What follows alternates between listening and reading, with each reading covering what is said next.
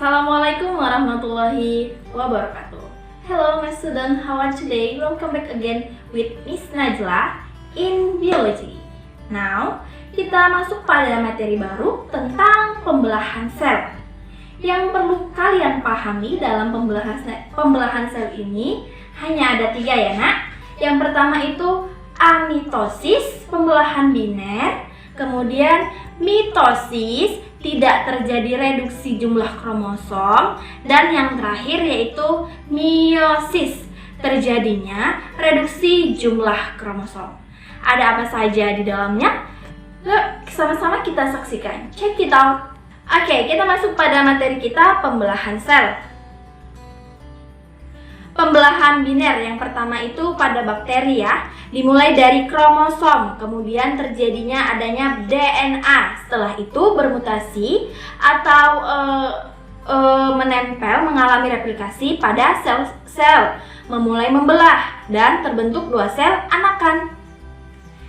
Siklus sel kita mulai dari interfase, fase M, profase, metafase, dan anafase serta telofase.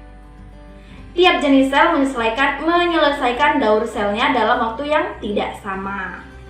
Bahkan, sel-sel kelenjar memiliki masa hidup selama beberapa jam saja. Ya, kita masuk pada siklus sel.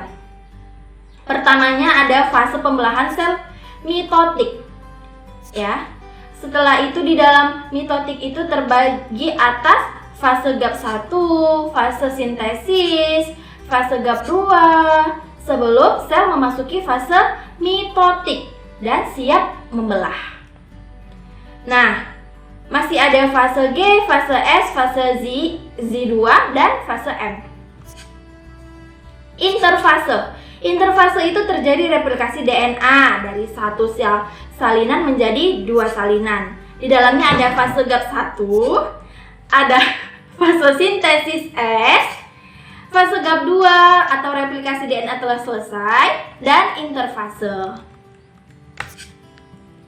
Masuk pada pembelahan mitosis.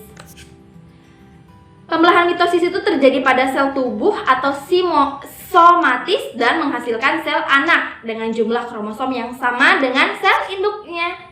Kromosom hasil pembelahan mitosis berpasangan sehingga disebut dengan diploid atau 2N. Mitosis itu tahap yang pertama adalah sitokinesis, kemudian karyokinesis. Tahap-tahap dari karyonikinesis ada pembelahan inti, dan sitokinesis ada pembelahan sitoplasma. Dimulai dari profase, metafase, anafase, telofase, sama seperti pembelahan biner tadi ya nak. Kemudian ciri-ciri dari tahapan mitosis itu, profasenya ditandai dengan menghilangnya membran inti. Metafasenya ditandai dengan kromosom yang berderet di bidang ekuator. Dan anafase ditandai dengan kromosom mulai bergerak ke arah kutub yang berlawanan, ditarik oleh benang-benang spindel. Telofase selnya terbagi atas 2 sel anakan. Kalian bisa melihat gambar dari pembelahan mitosis dari awal sampai akhir. Kemudian produksi sel di mitosis.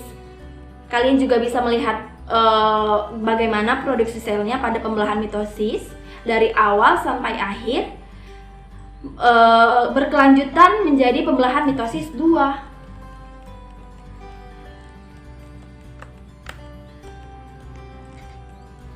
Oke, di sini kalian bisa melihat dan menyaksikan bagaimana gametogenesis hewan jantan atau spermatogenesis dari hewan jantan. Dan gametogenesis dari hewan betina atau disebut dengan oogenesis. Dan kita juga bisa melihat gametogenesis pada tumbuhan. Bagaimana cara perkembangan dari gametogenesis pada tumbuhan. Spermatogenesis pada spermatozoa ya, hewan kecil. Now, thank you for watching. Sekian materi kita kali ini. Kalau ada yang kurang paham dan kurang jelas, kita bisa lanjut pada e-learning kita. Assalamualaikum warahmatullahi wabarakatuh and see you next time.